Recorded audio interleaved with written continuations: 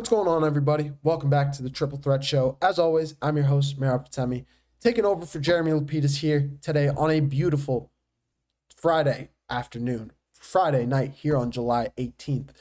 This is a big-time UFC show, or big-time UFC segment here on the show. We don't do it too often, but this is UFC 318. This is 318. This is the night before. This is 318 Eve.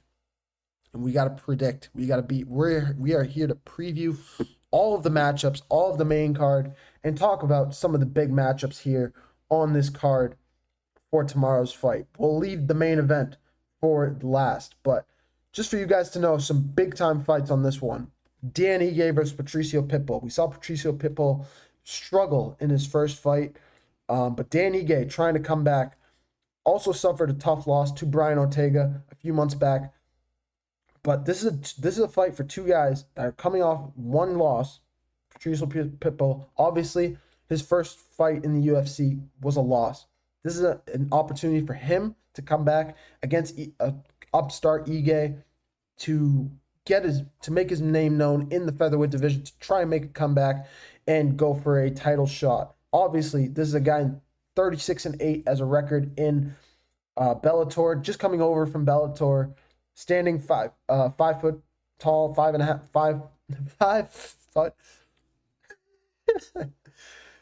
foot 5 inches tall, 145, 38-year-old. He's a little bit on the older side, so this is how some of these careers go. They sometimes start going a little bit. You start seeing some slippage as the age goes up. But Dan Ige, an upstart guy, 33 years old, 19-9. Definitely going for the win on this one. I have Dan Ige pulling the win out in this one by decision. From there, we'll talk a little bit about Kevin Holland. Obviously, a guy that's kind of gotten his name run through the mud recently. He does come off of a big win in his last fight, but Kevin Holland, a guy that got killed by Reiner de Ritter, got killed by Khamzat Chimaev, got killed by a multitude of guys. I don't have his. Honestly, give me 2 seconds. Let's just look through it. He beat Vincent Luque. He beat Gunnar Henderson. Very nice. But he lost to, like I mentioned, Ryan de Ritter at the beginning of the year. Those 3 fights were all this year. Lost to Roman Dolidze. Beat Michael.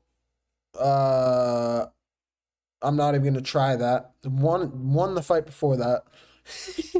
Lost to Michael Venom Page. This is where the losing streak starts. Lost to Michael Venom Page, lost to JDM, Jack Della Maddalena, the current champion of the welterweight division. Beat Michael Chiesa, lost to Stephen Wonderboy Thompson, lost to Khamzat Chimaev. And this is a guy that's kind of just been, every time you throw a big name at him, you can't really expect a whole lot. This time he's going up against a guy, Daniel Rodriguez, big-time guy, kind of just got started in the UFC, coming over from Bellator as well, in the welterweight division. 38 years old, also, like I mentioned, with Patricio Pitbull on the older side. So this is going to be a little bit of a tougher fight for Daniel Rodriguez going up against a 32-year-old and Kevin Holland. I don't know who to go with on this one. My heart tells me Kevin Holland just because of the experience. But I'm rolling with Daniel Rodriguez. I'm rolling with the older guy. Kevin Holland, this is a guy that you can't expect a whole lot out of. And especially, this is a guy that fought last month. And he's fighting a month later. You can't expect him to win them all, especially on short notice like this. I'm going with Daniel Rodriguez to beat Kevin Holland and continue that plummeting streak from Kevin Holland. A guy that you thought at one point could be surging for a title opportunity, but it doesn't shake out the way you'd think. From there, we move on to the co-main event of UFC 318. We got Paulo Costa and Roman Kopylov, a fight that's been rescheduled 3 times. 3 times. Paulo Costa obviously pulling out of so many fights, dealing with so many injuries, time and time again, whether it's his elbow, whether it's his knee, whether it's his back. From everything and anything, it is Paulo Costa pulling out of fights left and right. But this time, we might actually see the Brazilian coming into the ring tomorrow night. Standing 6 foot tall, 34 years old. This is a light heavyweight fight here, 185 or middleweight. Excuse. This is a middleweight fight. Roman Kopylov, obviously a younger fighter, dealing a phenomenal fighter, dealing great grappler. Can definitely strike with the best of them. But this is a guy that's mainly great with the grappling. 14-3, 14-4 in Paulo Costa's side. Kopylov 14-3. And this one I'm rolling with Kopylov. He's on a hot streak. Phenomenal fighter all around, and I expect him to continue to show how good of a fighter he is. Hasn't fought since earlier this year when he beat Chris Curtis. But I'm rolling with Kopylov to get the win against Paulo Costa. This is the third time. It got scheduled for 317 in June. It got scheduled actually in August and then moved back up and then moved to 318 a month earlier. So we're going to finally see this fight, and we'll see how it all shakes out. I'm rolling with Kopylov to get the win in this one, probably by decision as well. But then this is the main event. Max Holloway going up against Dustin Poirier. And yes, Dustin shine like a diamond Poirier.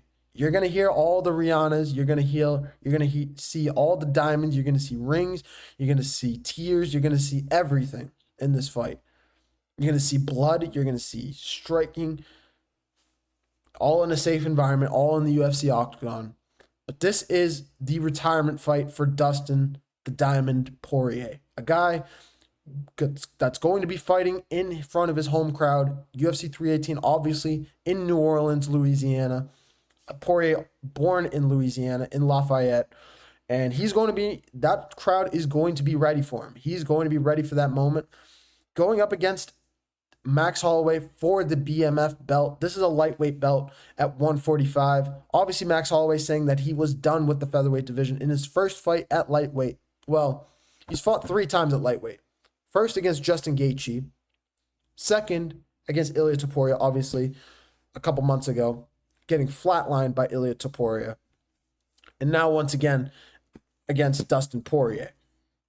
In this one, I'm not 100% sure how this fight is going to go. I really don't know. This is 2 upfront guys. Max Holloway obviously only knocked out 1 time in his career in the previous fight against Ilia Topuria. But this is a guy in Dustin Poirier that is going to be swinging for the fences. He has said in the interviews leading up that this is going to be Dan Hooker-esque. If you guys don't know what I'm talking about, just look it up. Just go over to Google, go over to youtube.com after this video, look up Dan Hooker versus Dustin Poirier 2020, and watch the absolute war these 2 guys went to. That's one of my top 10 fights of all time. One of the craziest round 5s I have ever seen. 2 guys swinging for the fences. The one thing that sucks about that fight is those 2 guys weren't even in front of a crowd. It was during Corona. So these guys were sitting in the Apex arena by themselves in a quiet arena, and you can hear every single punch land. It's like, literally, you can hear every punch land. You can hear the grunts, you can hear the groans, you can hear the heaves. That was a phenomenal fight, and Poirier has promised a phenomenal finish to his career. He does say that this is going to be his retirement fight. But actually, before I get to the but, when we're talking about this fight, like I mentioned, Max Holloway's only been knocked out 1 time in his career. Poirier, obviously the phenomenal striker that he is, a marksman, a absolute veteran in the striking department, one of the best in the UFC in general, not only in his division, probably the best, probably second in his division behind Ilia Topuria now, but one of the best in the UFC at striking. I'm expecting Dustin Poirier to get the knockout in this one.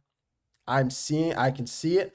I can see a round 3 knockout in this one. Max Holloway falls to the ground, and that is going to be it. It is going to be an absolute bloodbath in this one. I don't see Poirier wilting the way Justin Gaethje did. No offense to Justin Gaethje, but when you go back and look at that Max Holloway-Gaethje fight, Gaethje was not only dealing with some eye issues, Max Holloway's was poking him in the eye multiple times, and that eye was swollen up. But Gaethje wasn't doing a whole lot in that fight. He was getting touched up every which way. And Gaethje's kind of a hybrid fighter. He can fight he can grapple, he can strike, he can do everything. But I'm rolling with the combinations of Poirier on this one. I think Poirier takes it. And the reason I say but is because the only two guys that would, if it transpires the way I'm saying, the only two guys that would have ever knocked out Max Holloway are Ilia Topuria and Dustin Poirier. And Poirier has already said in his interviews, the only reason he would come back is if it was for a championship fight. If Poirier wins this fight against Holloway, do not be shocked if you see Ilia call out Dustin. And if that happens, do not be shocked if you see that fight happen later this summer, especially with the news of Islam wanting to fight against Jack Della Maddalena later in the fall. Not this summer. It would be, if Poirier and Ilia fought, it would either be in the winter or early next year, if that. But Ilia needs to be entertained. There's not a whole lot going on in the lightweight division. Of course, you got Arman Sarukian standing in the background, waiting out. You have Paddy Pimblett sitting out there. There's a slew. Justin Gaethje, of course, is still out there. But you have Ilia Topuria. You have Dustin Poirier that is saying, I will come back for a championship fight. And Ilia has already said he absolutely respects the hell out of Dustin Poirier. If we saw that fight, I think that would be that would clear Islam and Dustin. That would clear Islam or Khabib and Dustin Poirier years ago. It would be one of the biggest lightweight fights of all time, probably. Maybe not of all time, but of recent memory. I really think so. I think I would love to see that fight between those two guys. It would just be about how it all shakes out. First, we have to see Dustin knock out Max before we get there. But do not be shocked if rumors of that start circulating around, especially if he knocks out Max. I'm rolling with Dustin Poirier to get the knockout, though. No offense to Max, but I just think in New Orleans, in his retirement fight, Dustin Poirier is going to be borderline unbeatable in that fight. The only guys that have beaten Dustin Poirier outside of Gaethje with the head kick,